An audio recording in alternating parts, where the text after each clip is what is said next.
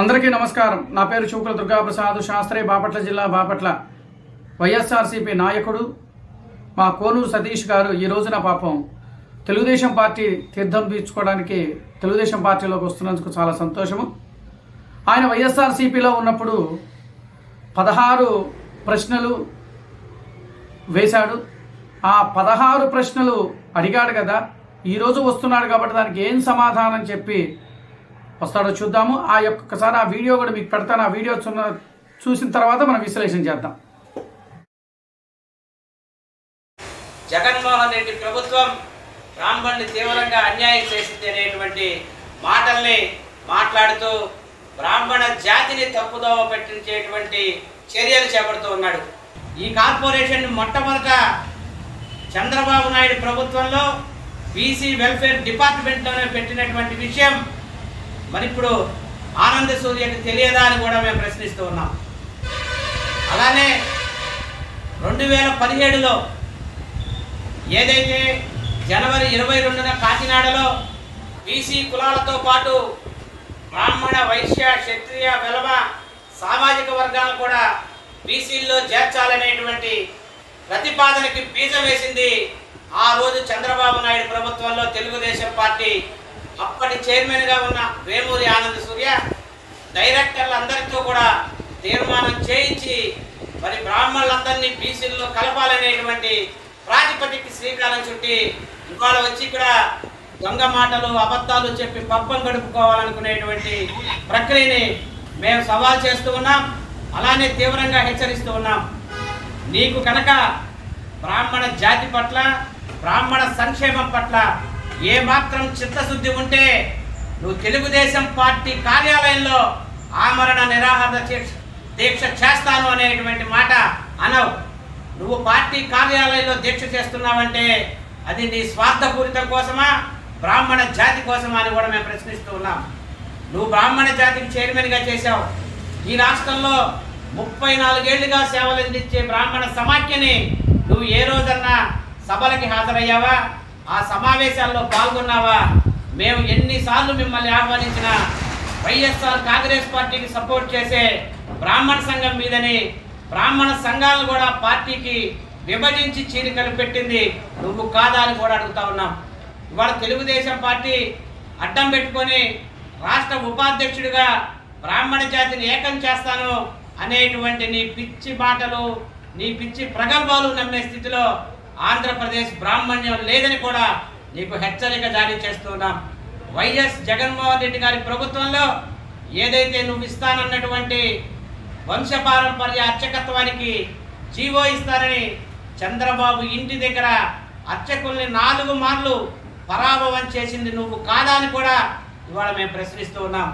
మరి ఈ జీవోని చేసిన ఘనత 40 ఏళ్ల అర్చక సమాఖ్య చరిత్రలో వాళ్ళ పోరాటాల ప్రతిఫలం.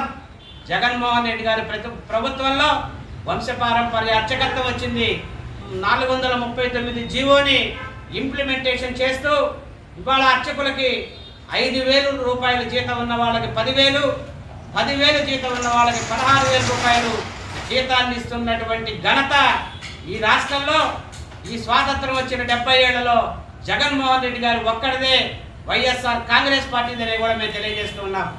నీకు నిజంగా బ్రాహ్మణులపై చిత్తశుద్ధి ఉంటే, బ్రాహ్మణులపై ప్రేమ ఆపేక్ష ఉంటే ఈ రాష్ట్రంలో ఉన్నటువంటి బ్రాహ్మణ సంఘాలన్నింటినీ మేము పిలుస్తాం. నీ పార్టీని, నీ జెండాని, నీ ఎజెండాని పక్కన పెట్టిరా, జేఏసీగా ఏర్పాటు చేద్దాం. మరి ఆ ప్రభుత్వాలు కానీ ప్రతిపక్షాలు కానీ బ్రాహ్మణ జాతి సమస్యలపై పోరాటం చేయడానికి అనుక్షణం మేము ముందుంటామని కూడా తెలియజేస్తూ ఉన్నాం. నీ యొక్క పిచ్చి ప్రగల్భాలు మానుకొని జగన్మోహన్ రెడ్డి గారి ప్రభుత్వాన్ని మాయ మాటలు చెప్పి మోసపూరితమైన మాటలతో నువ్వేదో చెయ్యాలనుకుంటే సూర్యుడిపై ఉమ్మి వేస్తే అది నీ మీదే పడుతుందనే చందంగా నీకు షుగరు, బీపీ పుష్కలంగా ఉన్నాయి. ధారాళంగా రోజుకి 40-50 ట్యాబ్లెట్లు వేసుకుంటూ ఉన్నావు. నువ్వా ఆమరణ నిరాహార దీక్ష చేసేది? నువ్వా ఈ యొక్క బ్రాహ్మణ జాతిని ఆదుకునేది? నీ ప్రభుత్వంలో బ్రాహ్మణ కార్పొరేషన్ చైర్మన్గా ఉన్నప్పుడు నువ్వు ఇచ్చినటువంటి కార్లలో అవినీతి జరిగింది అనేటువంటి మాట నీ పార్టీలో ఉన్న మీ బ్రాహ్మణ తెలుగుదేశం వాళ్ళే చెబుతున్నటువంటి వాస్తవాలు నీ దగ్గరికి రాలేదా? నీకు తెలియలేదా అని కూడా ఇవాళ మేము విలేకరుల సమావేశం ద్వారా ప్రశ్నిస్తూ ఉన్నాం. బ్రాహ్మలు గౌరవింపబడతారు, బ్రాహ్మలు ఎక్కడైనా పూజించబడతారు. సమాజంలో నీ పదవి కోసం, నీ పదవిని కాపాడుకోవటం కోసం సాక్షాత్తు 26 లక్షల మంది బ్రాహ్మణ ఆత్మగౌరవాన్ని మరి ఆ రోజు చంద్రబాబు నాయుడు దగ్గర పాదాభివందనం చేసి తాకట్టు పెట్టిన నువ్వు ఇవాళ బ్రాహ్మణ గురించి మాట్లాడుతున్నావంటే దయ్యాలు వేదాలు వల్లించినట్లున్నాయి. ఆనంద్ సూర్య, ఖబర్దార్ తెలుసుకో.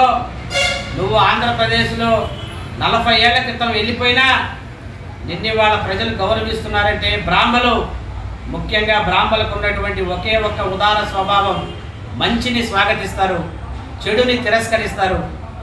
ఇవాళ నీకు పోయే కాలం దాపరించి నువ్వు నీ కుటుంబానికి దూరం అవుదామనేటువంటి ఆకాంక్షతో ఆమరణ నిరాహార దీక్ష చేస్తానని చెప్తా ఉన్నావు.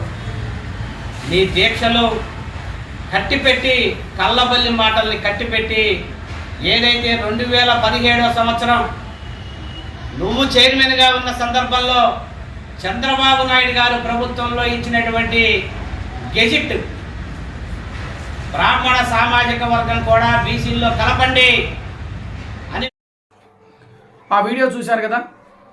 కోనూరు సతీష్ గారు పాపం గతంలో వైఎస్ఆర్ కాంగ్రెస్ ప్రభుత్వంలో ఉన్నప్పుడు అనేక ప్రశ్నలు తెలుగుదేశం పార్టీ మీద ఇష్టానుసారంగా మాట్లాడిన వ్యక్తి కోనూరు సతీష్ గారు.